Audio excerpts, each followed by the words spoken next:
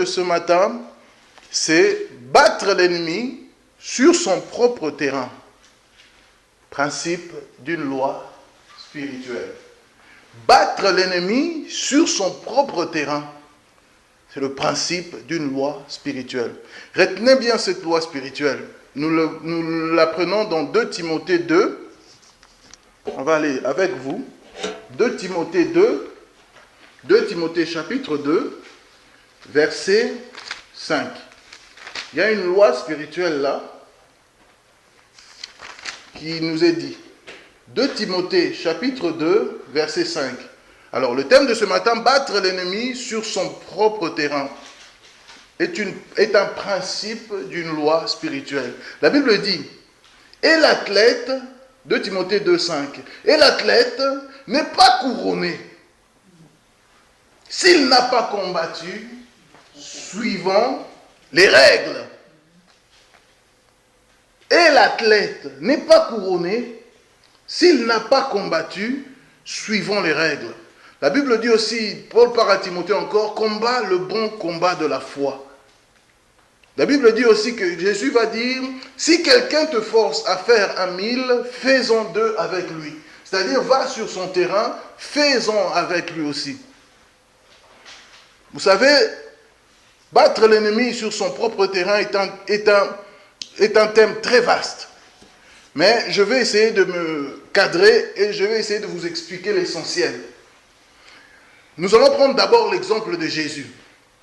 Vous savez, Jésus est venu dans le monde, il y a une scène qui nous a été révélée après dans les épîtres des apôtres. Il y a une scène qui nous est révélée dans les épîtres aux Hébreux. Prenez Hébreux 10, verset. Jésus entre dans le monde. Il va dire une chose. Tu n'as voulu ni sacrifice, ni offrande. J'aime trop ce verset. Tu n'as voulu ni sacrifice, ni offrande, mais tu m'as formé un corps afin que, ô Dieu, je fasse ta volonté. Hébreux 10, à partir des premiers versets. Hébreux 10, à partir des premiers versets.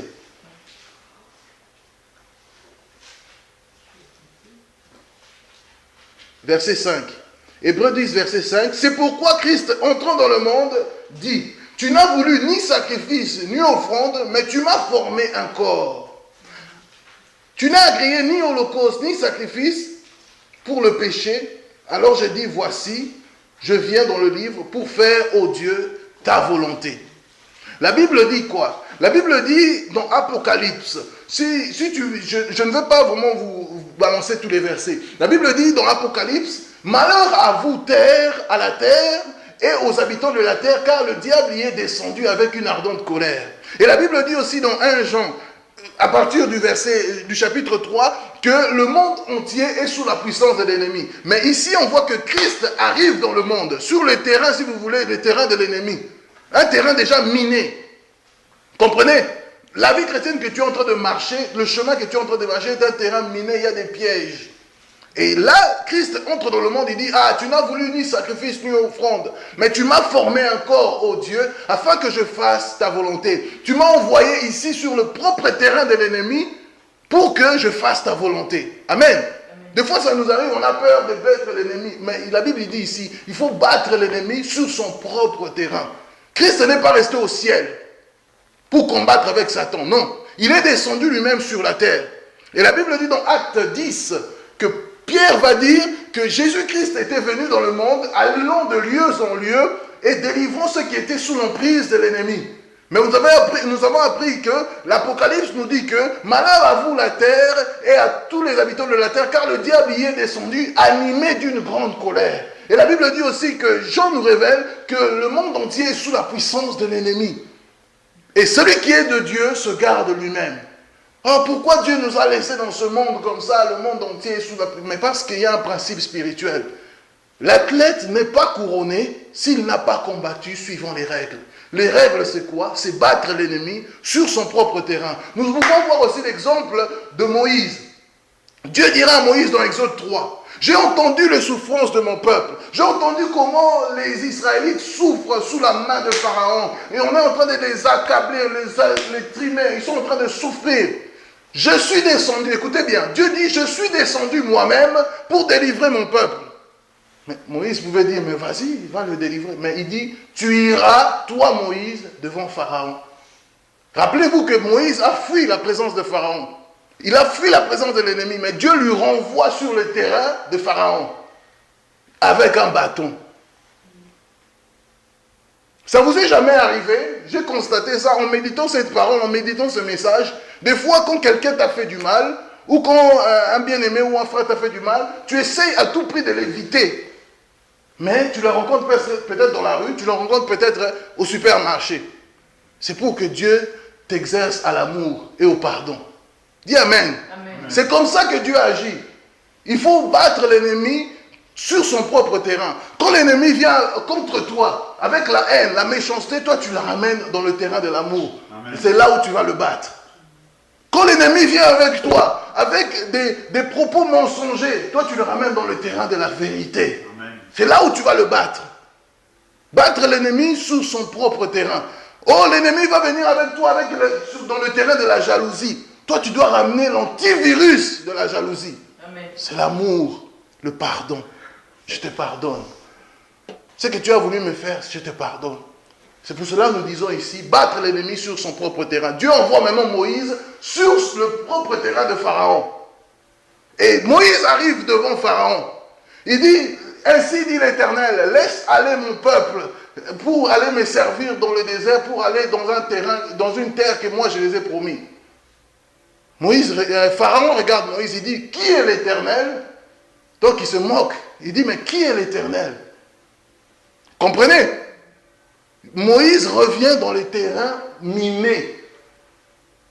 Remarquez, si vous voulez une comparaison claire, remarquez quelqu'un comme Moïse, un vieillard, avec un bâton, avec l'aspect comme un vieux avec une grosse barbe, qui rentre, il va dans la Maison Blanche avec juste un bâton. Voir Barack Obama. Barack Obama, Dieu a dit, ainsi dit l'Éternel. Et vous savez quelle puissance les Américains ils ont en ce moment. C'est la même chose que la puissance de Pharaon à l'époque. Mais Moïse a fait des allers-retours. Personne ne touchait Moïse. Pour vous dire que Dieu a en vue que tu battes tes ennemis sur leur propre terrain. Et c'est pour cela que Christ lui-même est venu dans le monde. Christ n'est pas resté au ciel. Oh, je vais rester au ciel. Non. Il a dit, lui-même est descendu dans le monde pour battre Satan lui-même. Et la Bible dit dans Colossiens 3 que l'acte dans les ordonnances qui nous condamnaient, Christ lui-même les a livrés publiquement au spectacle, il les a cloués à la croix. Toutes les condamnations, il les a clouées à la croix pour nous délivrer. Colossiens 3. Est-ce que vous comprenez que Dieu a en vue que tu arrives à battre ton ennemi sur son propre terrain?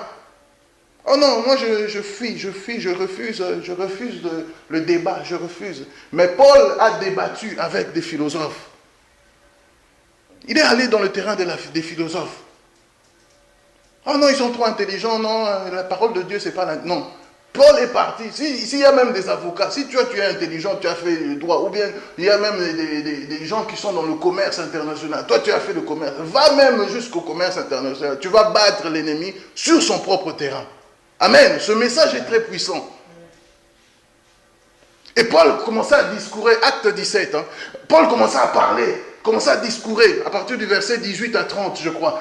Paul commençait à parler avec les philosophes épicuriens, il commençait à leur parler de Jésus, il dit, le Dieu, sans tenir compte des temps d'ignorance, a lui-même fixé un jour où il va juger le monde par son Fils Jésus. Ah bon? Ah, qu'est-ce que tu parles, Paul? Tu discours, tu es un vain discoureur, nous allons t'entendre autre. Donc les philosophes commencent à débattre avec lui. Mais Paul n'a pas refusé le débat avec les philosophes. Vous comprenez que Paul a compris le principe. Vous comprenez que Moïse aussi va comprendre le principe. Une fois, il va arriver devant Amalek. Il va dire à Josué, Josué, choisis pour nous un peuple, des hommes forts. Ils vont aller combattre un peuple qui s'appelle Amalek, les Amalécites. Mais moi, je vais monter en haut dans la montagne. Moïse, il va prendre Aaron et Hur, lui, il va lever les mains. Et la Bible dit, quand les mains de Moïse étaient en haut, Josué et le peuple d'Israël étaient forts. Quand les mains de Moïse se baissaient, c'était Amalek qui était plus fort. Pourquoi Moïse a envoyé Josué sur le terrain là-bas? Parce qu'il faut le battre sur le terrain. Il faut battre l'ennemi sur le terrain. Oh non, moi j'ai peur, pasteur, j'ai peur. Non, il faut le battre sur le terrain. C'est là où Dieu veut que tu sois.